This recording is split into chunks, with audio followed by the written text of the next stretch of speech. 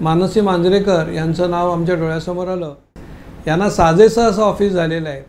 हे अत्यंत रेकॉर्ड टाईममध्ये त्यांनी पुरं केलं आणि जसं दाखवलं होतं तसंच त्यांनी ते आम्हाला करून दिलं। मनाचं समाधान होईल अशी मला खात्री वाटते। आम्ही आता आमचं पितांबरीचं जे काही ऑफिसचं आम्ही आता नवीन रिडेव्हलपमेंटसाठी आम्ही जाणार आहोत की यांनाच हे आपण काम दिलं पाहिजे। नमस्कार, मी Ravindra Prabhudesai, managing director Pitambari products private limited आणि सॅटर्डे क्लबचा ट्रस्टीसुद्धा आहे। मी गेली 25 वर्ष सॅटर्डे क्लब ही उद्योजकांसाठीची संघटना कार्यरत आहे आणि महाराष्ट्रामध्ये आज खूप मोठ्या प्रमाणामध्ये म्हणजे सुमारे 120 क्लब आणि 5200 मेंबर्स एवढ्यापर्यंत मजल मारण्यामध्ये सॅटर्डे क्लब यशस्वी झाला आहे। माधवराव भिडेंनी स्थापन केलेली संघटना ही ऑफिसशिवाय चालणं तर कठीणच होती आणि पूर्वी मुलुंडमध्ये आमच्या सॅटर्डे क्लबचं एक छोटं ऑफिस होतं आणि दुगाडे साहेब, अशोकराव दुगाडे हे आमचे ट्रस्टी जे आहेत, अध्यक्ष ट्रस्टी सॅटर्डे क्लबचे।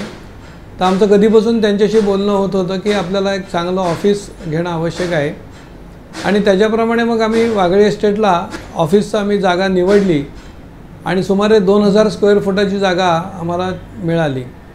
मग तिथे आम्ही असं ठरवलं की आपल्याला ऑफिसचं चांगलं एक डिझाईन करायला पाहिजे आणि मग आम्ही त्याच्यासाठीची एक कमिटी स्थापन केली आणि मी, अशोकराव दुगाडे आणि सुहास फडणीस आहेत किंवा सेक्रेटरी जनरल आणि त्यांचे मदतनीस असे मिळून आम्ही एक डिझाईनचा विचार केला आणि त्यावेळी मग आमच्या डोळ्यासमोर असं आलं की आता कोणाला हे काम द्यायचं।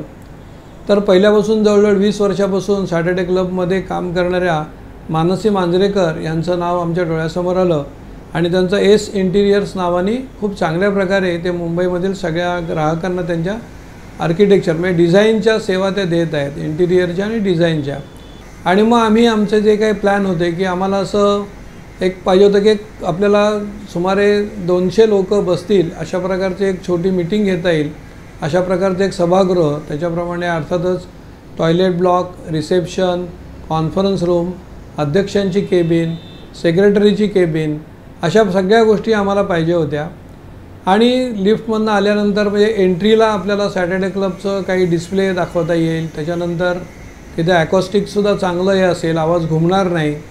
त्याचप्रमाणे डिजिटल माध्यमांची म्हणजे जे काय क्लबच्या संपूर्ण महाराष्ट्राभर पसरलेले आपले सगळे क्लब मेंबर्स आहेत आणि क्लब आहेत त्यांच्याशी सुद्धा आपल्याला संवाद साधता यायला पाहिजे। आणि मग असंख्य आमच्या त्यांच्यावर मिटिंगा झाल्या। त्यांनी पहिलं आम्हाला एक डिझाईन दिलं, त्याच्यानंतर मग त्या डिझाईनमध्ये परत सुधारणा केली आणि मला सांगायला आनंद वाटतो आहे की आता जे काही आमचं ऑफिस झालेलं आहे अत्यंत सुसज्ज असं आणि 5000 मेंबर्स यांना साजेसं असं ऑफिस झालेलं आहे। म्हणजे त्या पॅसेजमध्ये बिल्डिंगमध्ये आल्यानंतरच शेवटच्या कोपऱ्यामध्ये ते ऑफिस आहे, तर एकदम त्याच्याशी वेगळीच एक हे दिसतं की हे कुठल्यातरी एका मोठ्या संघटनेचं हे कार्यालय असलं पाहिजे असं जो कोण भेट देणारा प्रत्येकजण असतो तर त्याला ते वाटतं। आणि बाहेरच्या बाजूला 25 वर्षाचा सगळा प्रवास जो आहे तो कोलाजमध्ये दाखवण्यात आलेला आहे। आणि मग रिसेप्शनमध्ये आल्यानंतर तिकडनं उजव्या बाजूला आतमध्ये गेल्यानंतर सेक्रेटरी जनरलची केबिन आणि तिथेच त्याच्या पुढच्या बाजूला अशोकराव दुगाडे आमचे जे ट्रस्टी अध्यक्ष आहेत त्यांची केबिन, मागच्या बाजूला स्टाफसाठीची जागा, त्यांचा टॉयलेट ब्लॉक वेगळा, मग समोरच्या बाजूला कॉन्फरन्स रूम आणि मग उजव्या बाजूला आम्ही जे म्हटलं 200 लोकांचं भव्य असं एक चांगल्या प्रकारचं सुसज्ज व्यासपीठ आणि लोकांची बसण्याची व्यवस्था। तर इकडनं एकदम गेल्यानंतर एक पॉझिटिव्ह एनर्जी आपल्याला मिळाल्यासारखी वाटते। आणि त्यांनी जे काही डिझाईन केलेलं आहे की आतमध्ये जाण्यासाठीचं प्रवेशामध्ये जी काही एक जागा लागते 4 फूट बाय 6 फुटाची सुंदर दारं, त्याच्यानंतर उजव्या बाजूला पूर्णपणे मोकळीची जागा आहे, तिथे काचांचं आपण संपूर्ण बंदिस्त काचांनी केलेलं आहे, म्हणजे आपण कुठेही तिथे पॅनल सगळे करून बंद केलेले नाहीत, त्यामुळे भरपूर उजेड आणि त्याच्यामुळे उजेड जिथे असतो तिथे पॉझिटिव्ह एनर्जी पण काम करते। छोटंसं एक व्यासपीठ असं एक 8 इंचाचं वगैरे असं घेतलेलं आहे आणि साधारण 6 ते 8 जण बसू शकतील अशा प्रकारची एक व्यवस्था केलेली आहे। छत अत्यंत सुंदर आहे, पूर्ण संपूर्ण एसीनी ते सुसज्ज असं ऑफिस आहे आणि खुर्च्यांच्या रचना असतील किंवा जी काही त्याचं जे रंगसंगती आहे तर तीसुद्धा अत्यंत पूरक अशीच आहे।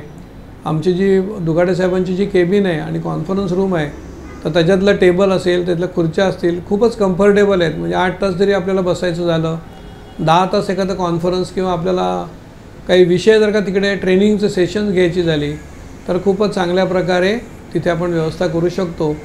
आणि कॉन्फरन्स आहे त्याच्या बाजूला जे स्टाफची रचना आहे तिथे सुद्धा एक पॅन्ट्रीसारखी एक व्यवस्था केलेली आहे, कारण एवढे लोक येणार, त्यांचा कधी नाश्ता असेल, त्यांना कधी जेवण द्यायचं असेल तर बाहेरनं रेस्टॉरंटमधनं येणारी मंडळी किंवा आमच्या ऑफिस स्टाफमधली जी मंडळी आहेत तर त्यांनासुद्धा तिथे सोयीचं जावं अशा दृष्टिकोन ठेवून तिथे व्यवस्था करण्यात आलेली आहे।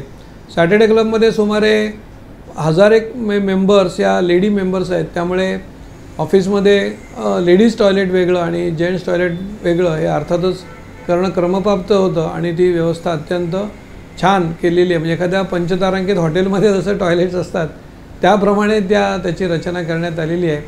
अर्थातच लाईट्स असतील, साऊंड असेल किंवा बाकीच्या ज्या सगळ्या गोष्टी आहेत त्या खूपच सुंदररित्या केलेल्या आहेत। मला असं वाटतं की आम्ही आता आमचं पितांबरीचं जे काही ऑफिसचं आम्ही आता नवीन रिडेव्हलपमेंटसाठी आम्ही जाणार आहोत तर त्याचं हे काम बघितल्यानंतर मला असं वाटलं की ह्यांनाच हे आपण काम दिलं पाहिजे।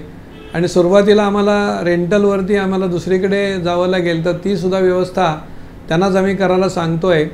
आणि मग पूर्ण इथे जो पितांबरीचा टॉवर तयार होईल तिथे 2 किंवा 3 मजली आमचं ऑफिस असेल तर त्याचीसुद्धा जी काही इंटिरियर डिझाईनपासून पहिल्यापासूनच त्यांना काम द्यावं, कारण बऱ्याचदा काय होतं की संकल्पनेपासून जर का आर्किटेक्ट लोकांना आपण त्यात इन्व्हॉल्व केलं तर मग कुठे गडबड होत नाही, तर अर्धवट आपण विचार करायचा, मग त्यांना विचार करायला ते आपला विचार त्यांच्या डोक्यावरती मांडायचा तो, मग ते कसं तरी काम होतं। असं न होता जसं सॅटर्डे क्लबचं त्यांनी काम केलं आहे तर तसंच ते काम त्यांनी करावं।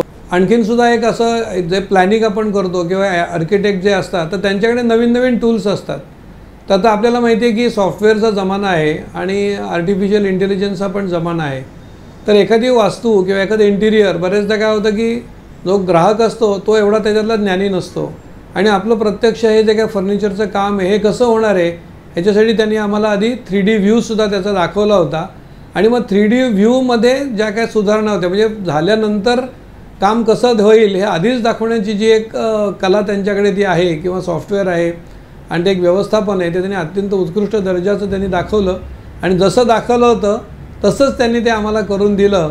म्हणजे मग आपल्याला सुद्धा माहिती असतं की आपल्याला जसं पाहिजे तसं एक पार्ट किंवा एक खोली ती तयार होत गेली आणि मला असं वाटतं की हे त्यांचं एक वैशिष्ट्य आहे, त्यामुळे सुद्धा त्यांचं एक वेगळेपण जे आहे ते आपल्याला दिसून आलं। आणि दुसरी एक चांगली गोष्ट म्हणजे हे अत्यंत रेकॉर्ड टाईममध्ये त्यांनी पुरं केलं, नाही तर बऱ्याचदा काय होतं आर्किटेक्ट असतात किंवा दुसरे सिव्हिल इंजिनियर म्हणजे त्यांच्या धंद्याची गोष्ट बरोबर आहे तर एकावेळी ते 2-2, 3-3 कामं घेतात आणि मग बऱ्याचदा या कामाकडे दुर्लक्ष होतं। पण मला सांगायला आनंद वाटते की 3 ते 4 महिन्यांमध्ये अगदी 3.5 महिन्यामध्येच त्यांनी हे सगळं काम पुरं केलं।